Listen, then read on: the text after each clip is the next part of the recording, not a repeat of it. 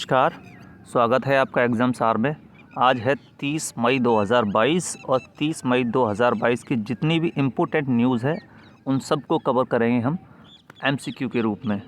अगर आप हमारे चैनल पर नए हैं तो चैनल को सब्सक्राइब करें, बेल आइकन को ज़रूर दबाएं, क्योंकि जब भी हम कोई नया वीडियो अपलोड करते हैं तो उसका नोटिफिकेशन आप तक पहुंच जाए। वीडियो को लाइक करें और अपने फ्रेंड्स के साथ शेयर कर दें। और शुरुआत करते हैं आज के सवाल के साथ। आज का सवाल है, भारत के पहले स्किल इंडिया अंतर्राष्ट्रीय केंद्र की स्थापना कहाँ पर हुई है?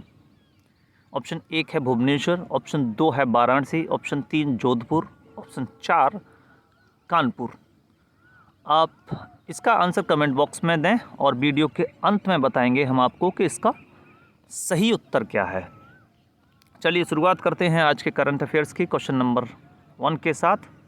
और क्वेश्चन नंबर 1 है, हाल ही में लवेंडर उत्सव का आयोजन कहाँ किया गया?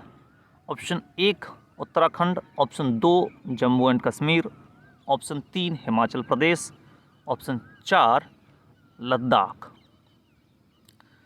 तो लवेंडर उत्सव का आयोजन है ये हुआ है जम्मू एंड कश्मीर में। और लवेंडर एक पौधे का नाम होता है जो झाड़ी टाइप का होता है, जो आर्थिक दृष्टि से बहुत महत्वपूर्ण होता है। तो इसके बारे में कुछ और जानकारी देख लेते हैं। तो इसका आयोजन जो हुआ है ये हुआ है जम्मू में भादवा नामक स्थान पे लवेंडर उत्सव। लवेंडर जो है वो एक प्रकार के पौधे होते हैं जो झाड़ी टाइप के होते हैं, जिन पे जो नीले नीले कलर के इनके ऊपर फूल आते हैं, जो आर्थिक दृष्टि से उपयोगी होते हैं। और जम्मू कश्मीर के जो राज्यपाल हैं वो हैं मनोज सिन्हा। चलिए नेक्स्ट क्वेश्चन की ओर बढ़ते हैं। क्वेश्चन नंबर 2, हाल ही में गृह मंत्री श्री राजनाथ सिंह ने डिफेंस स्टेट सर्कल के निर्माण को मंजूरी दी। ये कहाँ बनाया जाएगा?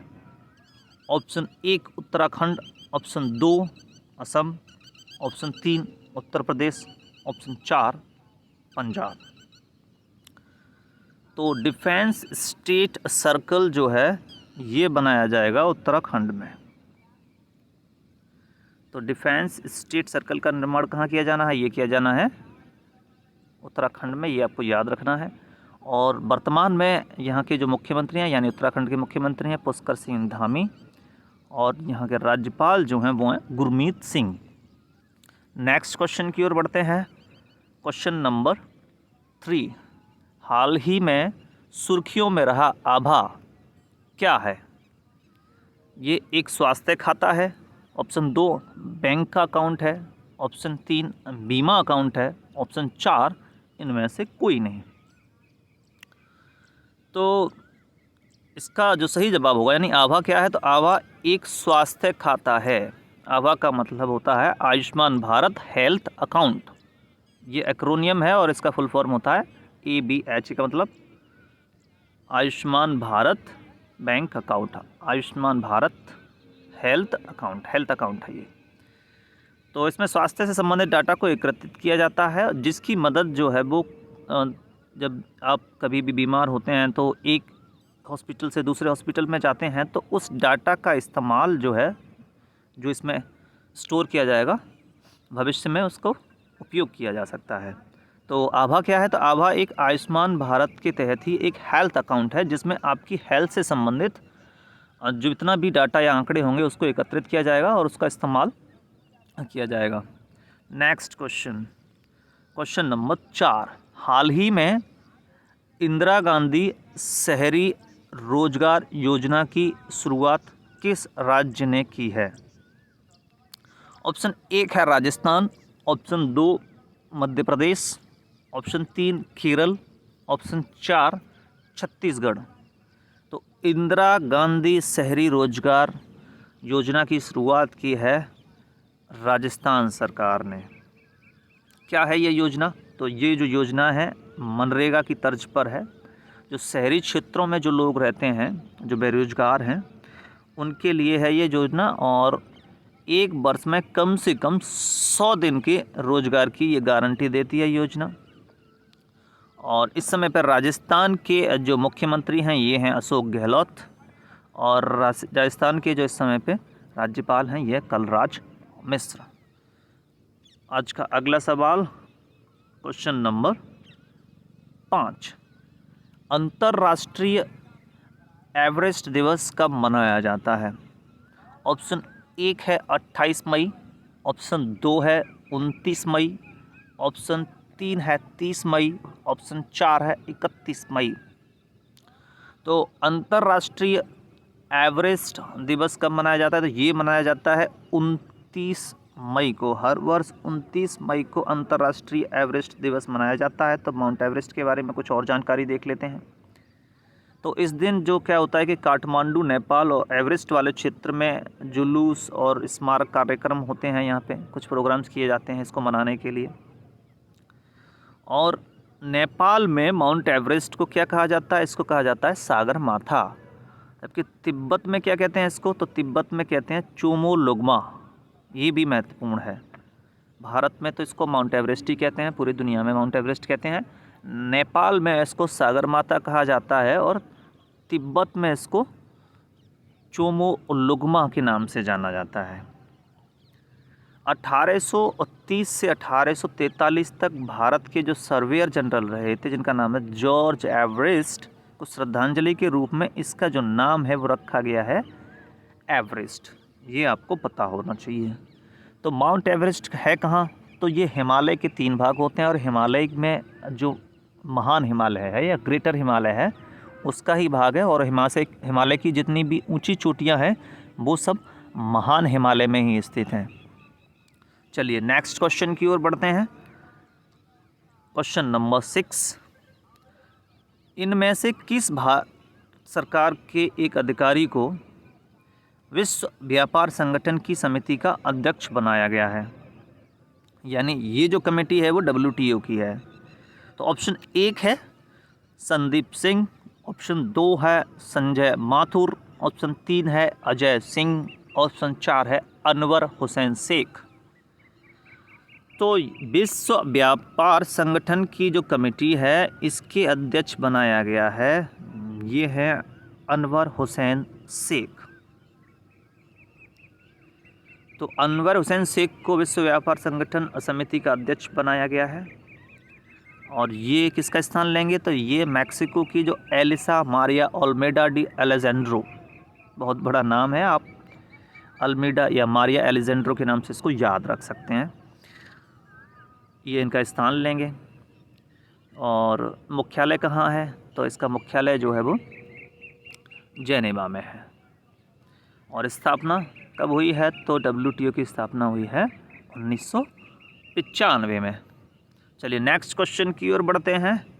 क्वेश्चन नंबर 7, हाल ही में अदानी ग्रीन ने हाइब्रिड सौर पवन ऊर्जा प्लांट कहाँ स्थापित किया है? तो ऑप्शन 1 है गांधीनगर, ऑप्शन 2 है जैसलमेर, ऑप्शन 3 है बीकानेर, ऑप्शन 4 है जोधपुर। तो अदानी ग्रुप ने हाइब्रिड और पवन ऊर्जा का जो प्लांट खोला है ये खोला है जैसलमेर में, राजस्थान के जैसलमेर में इसको खोला गया है। या ये भी समझ लेते हैं कि हाइब्रिड प्लांट क्या होता है। तो इसमें एक ही प्लांट से सौर ऊर्जा यानी सूर्य से तो जो ऊर्जा जो प्राप्त होती है वो, और विंड एनर्जी यानी पवन ऊर्जा, दोनों को एक ही प्लांट में यहीं पे इसका प्रोडक्शन किया जाएगा यानी उत्पादन किया जाएगा। और पवन ऊर्जा और पवन ऊर्जा और सौर ऊर्जा किस प्रकार की ऊर्जा होती हैं? तो ये नवीनीकृत ऊर्जा होती है यानी रिन्यूएबल एनर्जी होती है जो कभी ख़त्म नहीं होगी। चलिए नेक्स्ट क्वेश्चन की ओर बढ़ते हैं। क्वेश्चन नंबर 8, निम्न में से कौन सी ट्रेन भारत और बांग्लादेश के बीच 1 जून 2022 से शुरू होगी? ऑप्शन 1 है बंधन एक्सप्रेस, ऑप्शन 2 है मिताली एक्सप्रेस, ऑप्शन 3 समझौता एक्सप्रेस, ऑप्शन 4 है मैत्री एक्सप्रेस। तो 1 जून 2022 से भारत और बांग्लादेश के बीच जो ट्रेन शुरुआत हो रही है उसका नाम है मिताली एक्सप्रेस। तो मिताली एक्सप्रेस किसके बीच शुरुआत की जा रही है? तो ये की जा रही है भारत और बांग्लादेश के बीच में। और इस समय पे बांग्लादेश की जो प्रधानमंत्री हैं ये हैं शेख हसीना, और बांग्लादेश की राजधानी है ढाका, और बांग्लादेश की मुद्रा है टका। नेक्स्ट क्वेश्चन की ओर बढ़ते हैं। क्वेश्चन नंबर 9, समान नागरिक संहिता, इसको यूसीसी भी कहते हैं, यूनिफॉर्म सिविल कोड पर मसौदा तैयार करने के लिए किस राज्य सरकार ने 5 सदस्यीय समिति गठित की है? ऑप्शन 1 है उत्तराखंड, ऑप्शन 2 है राजस्थान, ऑप्शन 3 है उत्तर प्रदेश, ऑप्शन 4 है कर्नाटक। तो समान नागरिक संहिता पर विचार करने के लिए या फिर ड्राफ्ट बनाने के लिए जो समिति का गठन किया है ये किया है उत्तराखंड सरकार ने, यानी उत्तराखंड राज्य में इसका गठन किया गया है।